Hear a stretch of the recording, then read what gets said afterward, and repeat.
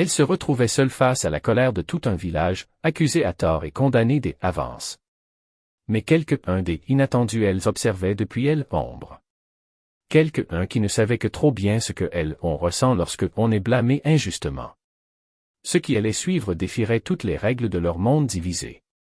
Le soleil de plomb écrasait impitoyablement le petit hameau de Saint-Laurent, perdu aux confins des territoires sauvages, en cette année 1875.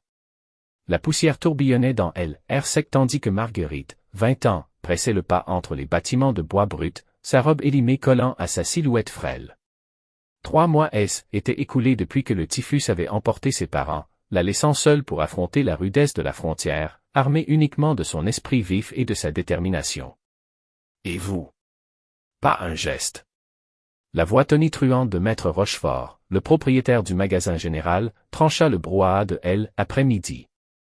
Son doigt boudiné pointait Marguerite d'un air accusateur, alors qu'une petite foule commençait à amasser. Je vous ai vu prendre ce pain. Videz vos poches, la fille. Le cœur de Marguerite battait la chamade dans sa poitrine. Monsieur, je n'ai rien fait, ne me mentez pas.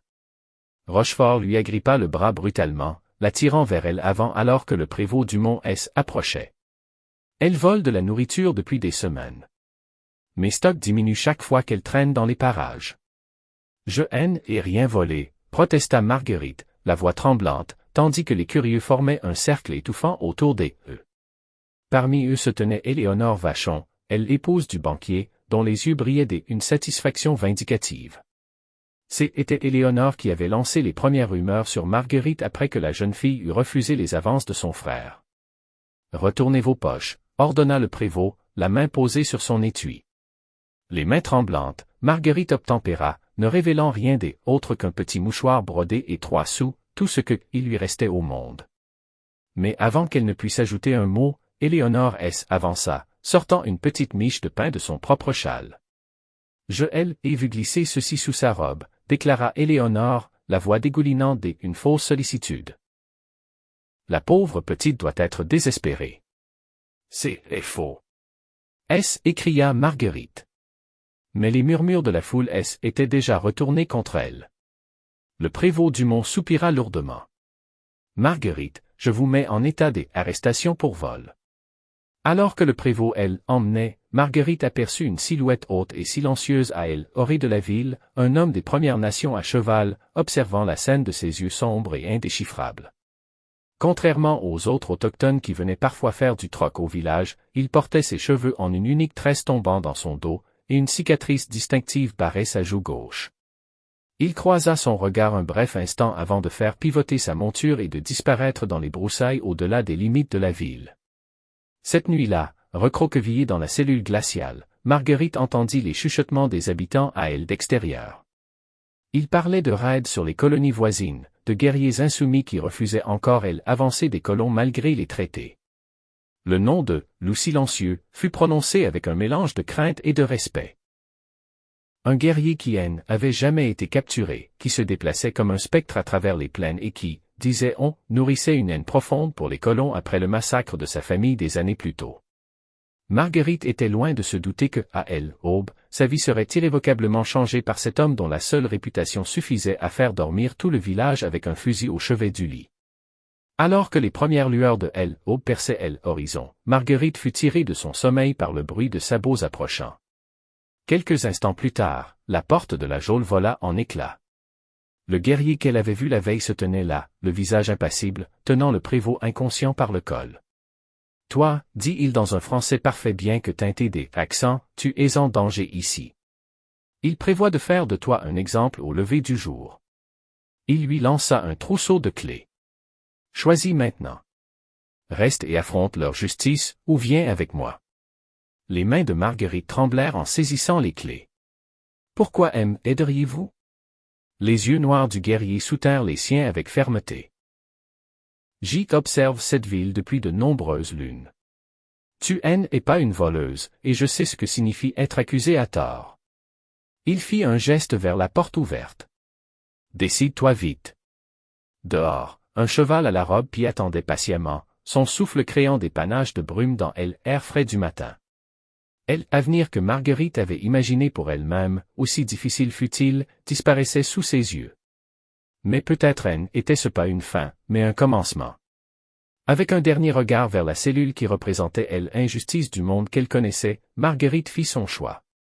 Le rythme du galop était depuis longtemps fondu avec les battements de cœur de Marguerite alors que il enfonçait dans le territoire sauvage. Elle l'agrippait à la taille du guerrier, qui était brièvement présenté sous le nom de Tahan, bien que les colons le connaissent sous celui de loup silencieux. Ses muscles la brûlaient après des heures passées en selle. Le vaste paysage se déroulait à infini devant eux, le soleil matinal projetant de longues ombres sur le terrain accidenté. « Où emmenez-vous » demanda finalement Marguerite, sa voix à peine audible au-dessus du vent. Tahan ne se retourna pas pour répondre. « Vers mon peuple. Ce que il en reste. » Au fil de la journée, Marguerite remarqua comment Tahan scrutait fréquemment l'horizon, son corps se tendant au moindre bruit lointain. Ils traversèrent des ravins et des ruisseaux peu profonds, revenant parfois sur leurs pas. Des tactiques, réalisa-t-elle, pour semer des éventuels poursuivants. En fin d'après-midi, ils approchèrent une vallée isolée, nichée entre deux crêtes rocheuses. La fumée de plusieurs feux élevait paresseusement dans l'air, et Marguerite put distinguer les formes coniques des tipis disposés en demi-cercle. Les enfants arrêtèrent de jouer pour observer les cavaliers, et les femmes levèrent les yeux de leur ouvrage, expression méfiante. Un silence tendu abattit sur le petit campement lorsque Tahan fit halte. Un homme âgé aux traits profondément marqués approcha, parlant rapidement dans sa langue natale. Tahan répondit calmement, désignant Marguerite. Elle pouvait sentir des dizaines d'yeux sur elle, évaluant, jugeant. « Voici Mokwa, notre aîné, » expliqua Tahan à Marguerite. « Je lui ai dit que tu as été faussement accusé. Que les mêmes personnes qui ont rompu les traités avec nous ont trahi leur propre foi. » Mokwa étudia Marguerite un long moment avant de parler dans un français hésitant. « Pourquoi amenée ici? Hélène est pas de notre sang. » « J'ai vu la vérité dans ses yeux, » répondit Tahan. « Tout comme ma sœur a vu la vérité dans les miens quand les soldats sont venus. » Le regard de l'aîné adoucit légèrement à ces mots, et il hocha la tête une fois avant de se détourner. Tahan aida Marguerite à descendre de cheval, ses jambes manquaient de se dérober sous elle après cette longue chevauchée. « Tu resteras dans le tipi de ma sœur, » dit-il en la guidant vers une des habitations. Hélène n'est plus là, mais sa mémoire demeure. À l'intérieur, Marguerite se laissa tomber sur une peau de bison, l'épuisement la submergeant. Divers objets étaient soigneusement disposés dans l'espace, des mocassins perlés, une sacoche aux motifs complexes et une petite boîte en bois peinte de symboles qu'elle ne reconnaissait pas. « Votre sœur » osa Marguerite. « Qu'est-il arrivé? » L'expression de Tahan assombrie. « Il y a 3 hivers, des soldats sont venus à notre ancien campement pendant que les guerriers chassaient. Ils prétendaient chercher des pillards qui avaient attaqué un chariot de colons. Ma sœur, Nuna, parlait leur langue. Elle a essayé d'expliquer. Nous étions pacifiques. Sa voix se fit rauque. Ils ont abattu alors qu'elle se tenait là, les mains vides. Le souffle de Marguerite se coupa. Je suis tellement désolé. Elle était comme toi, poursuivit Tahan, le regard lointain. Elle croyait en la vérité, en la justice. Il se tourna pour faire face à Marguerite. Quand j'ai vu la ville se retourner contre toi, j'ai revu son visage. Cette nuit-là, Marguerite resta éveillée dans cet environnement inconnu, écoutant les bruits nocturnes du camp, les conversations douces, un rire occasionnel, le hennissement des chevaux, si différent de la cacophonie du village, et pourtant, d'une certaine manière, plus honnête. Dans les jours qui suivirent, Marguerite apprit à se fondre dans le rythme immuable de la vie du campement. Au début, les femmes gardaient leur distance, elles observant avec une méfiance palpable.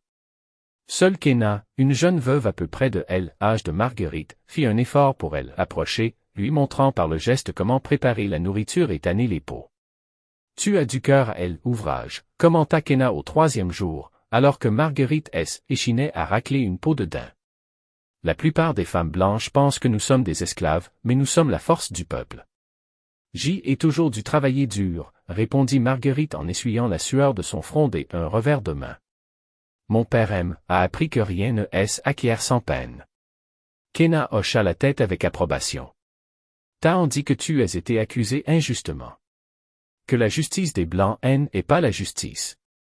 La femme qui aime a dénoncé voulait me voir disparaître parce que J avait refusé les avances de son frère, avoua Marguerite, ses mains immobilisant sur elle l'ouvrage. Il pensait que parce que J était seul, J accepterait n'importe quelle proposition. Une compréhension muette passa entre les deux femmes, une connaissance partagée de la vulnérabilité qui transcendait leurs différences culturelles. Ce soir-là, au coucher du soleil, Tahan rejoignit Marguerite là où elle était assise, contemplant la première apparition des étoiles.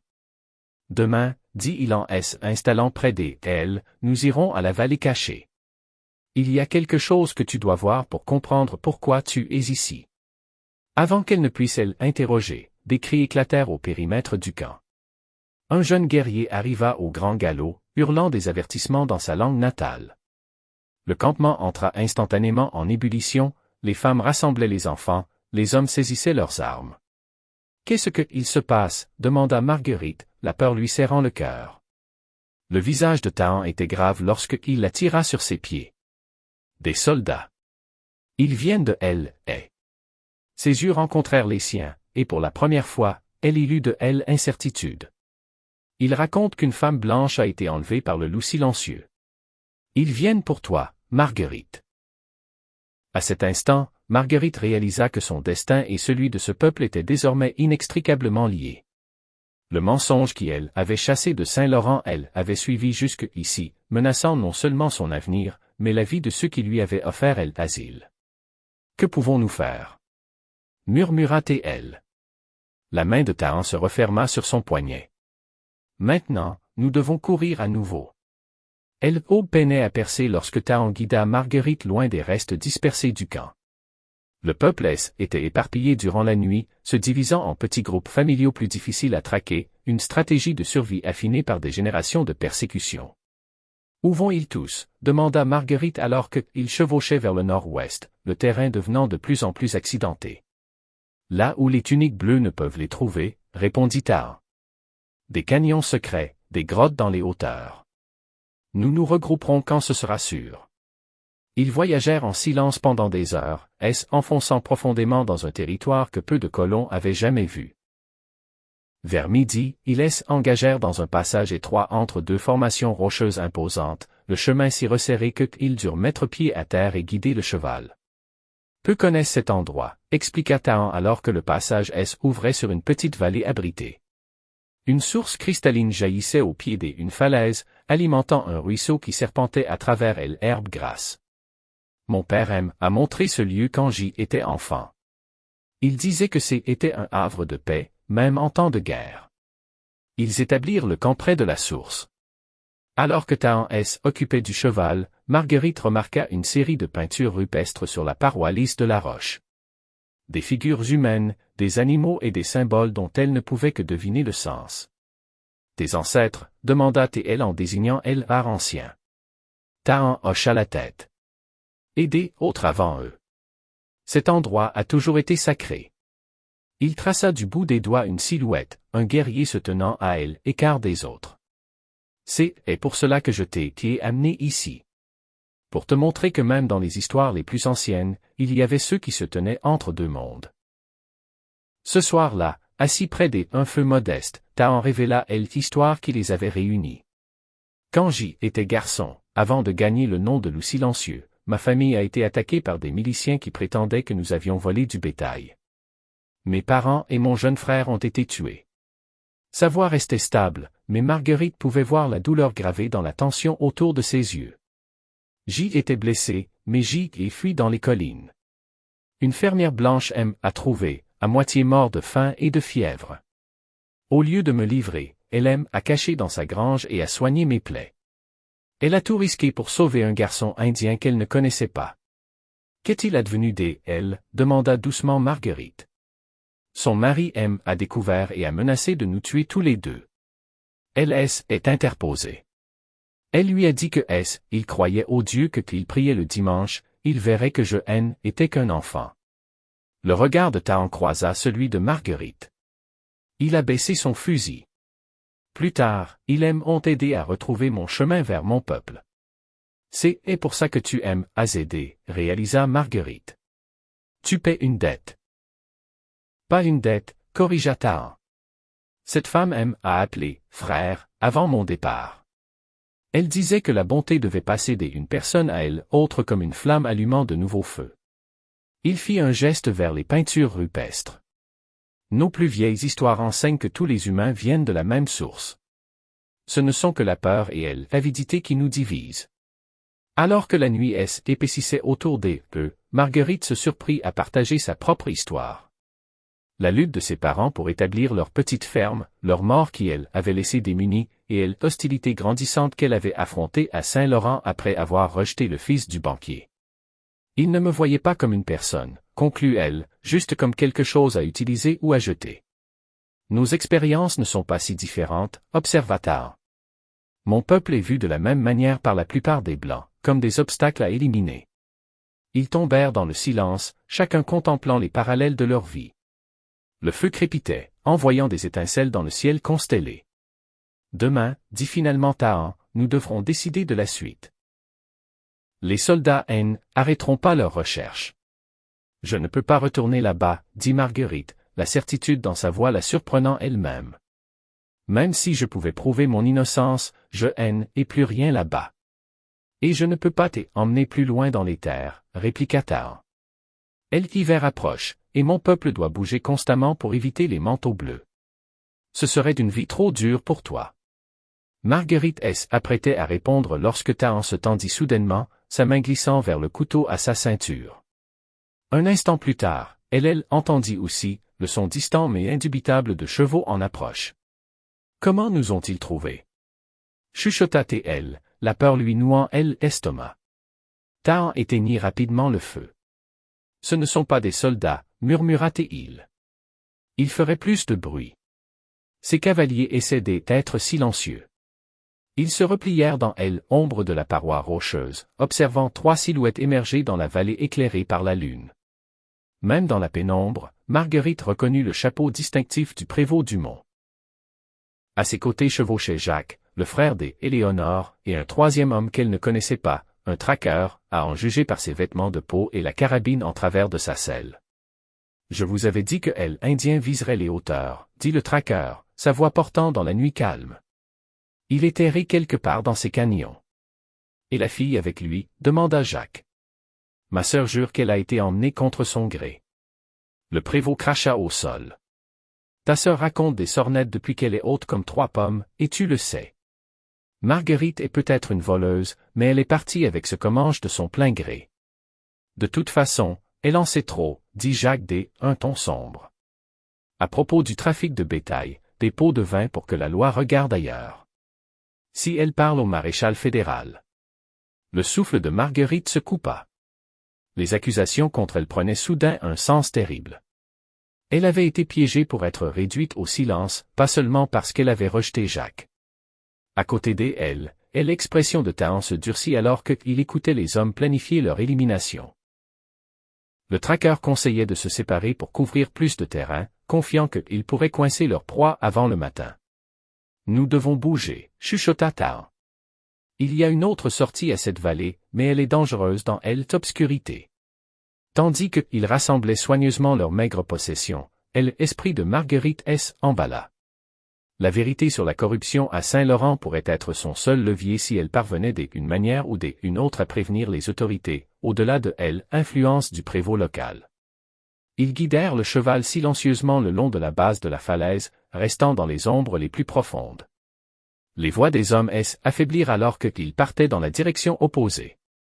Juste au moment où ils atteignaient le passage caché mentionné par Tahan, une pierre instable bougea sous le pied de Marguerite, dévalant la pente légère avec un cliquetis. Le son, magnifié dans le silence de la nuit, porta clairement à travers la vallée. Par là! Hurla le traqueur.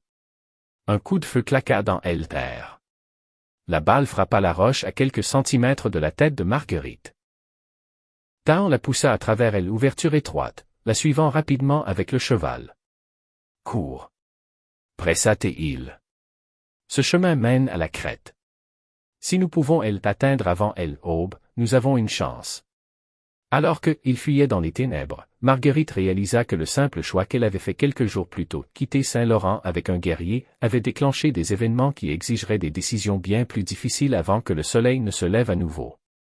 Le ciel de L et commençait à peine à éclaircir lorsque Marguerite et Tahan atteignirent la ligne de crête.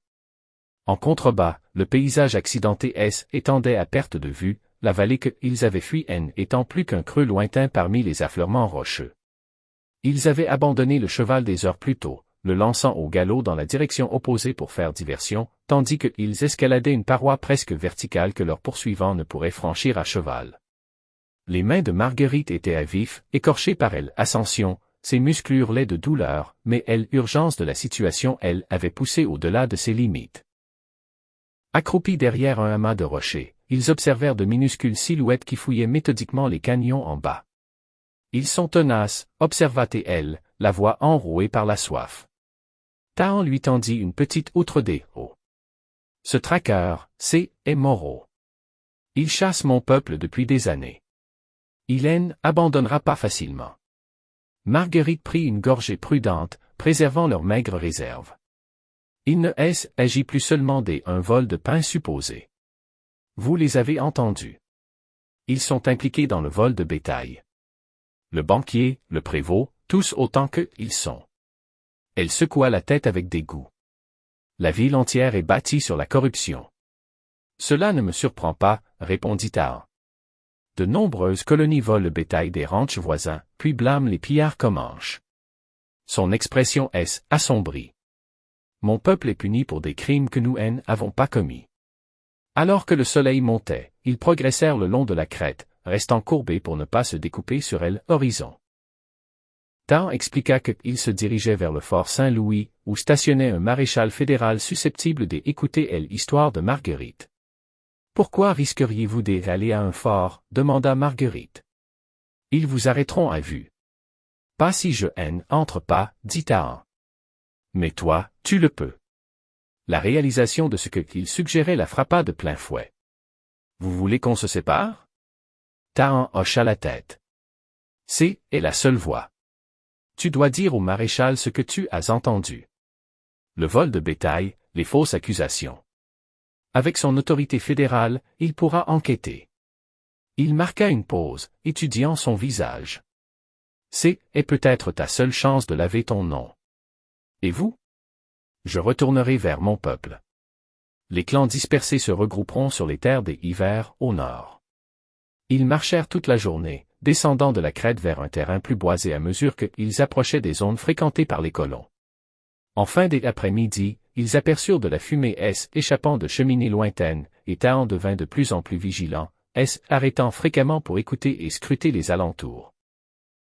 Au crépuscule, ils tombèrent sur une cabane de trappeurs abandonnée, nichée dans une petite clairière. Après être assurés qu'elle était bien déserte, ils décidèrent de y abriter pour la nuit. À l'intérieur, les restes une table grossière et un banc constituaient le seul mobilier, mais le toit était intact, offrant une protection contre l'air de plus en plus glacial de la nuit. Tahan alluma un petit feu dans l'âtre de pierre, gardant les flammes basses pour minimiser la fumée. Alors qu'ils partageaient le reste de leurs vivres, de la viande séchée et une poignée de pignons de pain, la réalité de leur séparation imminente imposa à eux. Le fort Saint-Louis est à une demi-journée de marche ici, dit Tahan en traçant une carte sur le sol battu. Suis ce ruisseau vers elle et jusqu'à ce que tu atteignes la route militaire. Marguerite étudia la carte sommaire, la gravant dans sa mémoire. Et il ne me croit pas? Demande le maréchal Dubois. Il est connu pour être juste, même envers les Indiens. Tahan fouilla dans une sacoche à sa ceinture et en sortit un petit objet enveloppé de cuir souple. Montre-lui ceci. Cela appartenait à ma sœur. Marguerite déballa soigneusement le paquet pour révéler un médaillon en argent au bout d'une chaîne, une décoration militaire. Qu'est-ce que c'est, Ma sœur a sauvé un officier de cavalerie lors d'une crue subite, il y a 3 étés. Il lui a donné ceci en remerciement. La voix de Tahan se fit plus douce. Cela ne a pas sauvé quand les soldats sont venus, mais peut-être que cela t'aidera, toi. Ce geste, Tahan lui confiant un de ses rares liens avec sa sœur disparue, fit monter les larmes aux yeux de Marguerite. Je vous le rendrai, promit elle. Si c'est est écrit, répondit-il simplement. Ils retombèrent dans le silence. Le poids de tout ce qu'ils avaient vécu ensemble en si peu de temps flottait dans l'air entre eux. Marguerite réalisa que cet homme, qu'elle connaissait depuis moins d'une semaine, était devenu plus important pour elle que quiconque depuis la mort de ses parents. « Est-ce que je vous reverrai ?» demanda-t-elle enfin. Tahan soutint son regard. Le chemin devant nous est incertain, pour elle un comme pour elle autre. Avant qu'elle ne puisse répondre, un bruit à elle, extérieur de la cabane les figea tous les deux. Le cliquetis inconfondable d'un fusil qu'on arme. « On sait que t'es là, elle indien. » La voix de Jacques Vachon retentit. « Fais sortir la fille et peut-être qu'on ne brûlera pas la cabane avec vous dedans. » Tahan bougea instantanément, tirant Marguerite loin de elle, embrasure de la porte. « Il doit y avoir une autre issue, » chuchota-t-il en fouillant les coins sombres.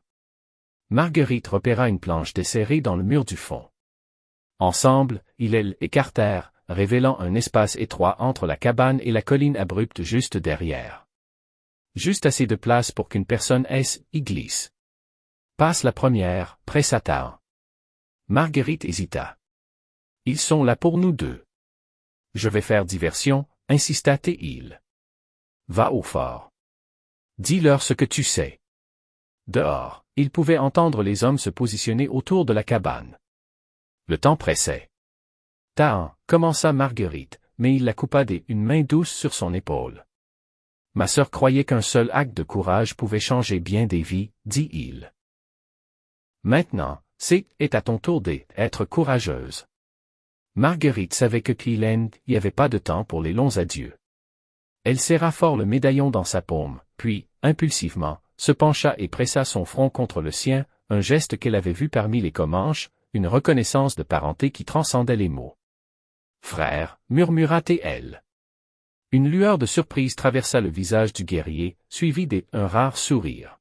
« Sœur » répondit-il. « Maintenant, va. » Marguerite se glissa par l'ouverture, le bois rugueux éraflant sa peau alors qu'elle se faufilait dans l'espace exigu. Derrière elle, elle entendit Tahan déplacer des meubles, donnant l'impression qu'il se barricadait à l'intérieur. Elle venait juste de éloigner de la cabane lorsque un coup de feu fit voler la fenêtre en éclats. Se pressant contre le flanc de la colline, elle commença à éloigner le long de la structure. Soudain, la porte avant de la cabane ouvrit à la volée. La voix de Tahan retentit, lançant un cri de guerre puissant qui attira l'attention de tous leurs poursuivants. Dans le chaos qui ensuivit, Marguerite quitta son couvert et courut vers les arbres, le bruit des coups de feu et des cris la poussant en avant. Elle courut jusqu'à ce que ses poumons brûlent, suivant le ruisseau comme Tahan avait indiqué, ne arrêtant que lorsque elle fut certaine de ne pas être suivie. Accroupie près de elle, reprenant son souffle, elle fut déchirée entre le désir de continuer vers le fort et celui de faire demi-tour pour aider Tahan. La part rationnelle de son esprit savait que retourner ne résulterait qu'en sa capture ou pire. Mais le laisser là-bas ressemblait à l'abandon du seul véritable allié qu'elle ait trouvé. Finalement, la détermination remporta sur la peur. Tahan lui avait donné une chance d'exposer la corruption de Saint-Laurent. Une corruption qui avait nui non seulement à elle, mais probablement à beaucoup d'autres, y compris son peuple. Elle ne gâcherait pas cette chance. À l'aube, Marguerite atteignit la route militaire. Ses vêtements étaient déchirés, son visage griffé par les branches, mais le médaillon pendait solidement autour de son cou. En approchant de la porte du fort, elle redressa les épaules et leva le menton. « Je dois voir le maréchal Dubois », dit-elle au garde surpris. J'ai des informations sur des activités criminelles à Saint-Laurent et sur un guerrier nommé Loup Silencieux qui aime à sauver la vie. 3 mois plus tard, Marguerite se tenait sur le porche du poste de traite nouvellement établi à la lisière orientale du territoire Comanche. Après que son témoignage eut mené à l'arrestation du prévôt Dumont, de Jacques Vachon et de plusieurs autres impliqués dans le trafic de bétail, le maréchal Dubois lui avait offert un poste d'interprète et d'agent de liaison avec les tribus locales. Sa connaissance des phrases de base apprises durant son bref temps avec le peuple de Tahan, combinée à son expérience unique, la rendait précieuse pour le processus de paix que le gouvernement tentait d'établir. Hélène y avait eu aucune nouvelle de Tahan depuis cette nuit à la cabane. Les patrouilles de recherche étaient revenues bredouilles, affirmant que le loup silencieux avait une fois de plus fait honneur à son nom, disparaissant comme un fantôme dans la nature sauvage. Marguerite avait choisi de croire qu'il avait survécu, rejoignant son peuple dispersé dans leur terre des hivers. Alors qu'elle regardait le coucher de soleil peindre le vaste ciel des oranges brillants et de pourpre, un cavalier solitaire apparut à elle l'horizon. Même à cette distance, elle reconnut la posture droite, la silhouette distinctive. Son cœur accéléra alors que le cavalier approchait, arrêtant à une distance respectueuse du poste de traite. Pendant un long moment, aucun des deux ne bougea. Marguerite sur le porche, taillant sur son cheval, l'espace entre eux remplit d'une compréhension tacite. Puis, presque imperceptiblement, il leva la main en signe de salutation. Marguerite imita le geste, le médaillon capturant les derniers rayons du soleil alors qu'il pendait à son cou. Aucun mot était nécessaire. Dans un monde déterminé à les diviser, ils avaient trouvé une connexion qui transcendait les frontières.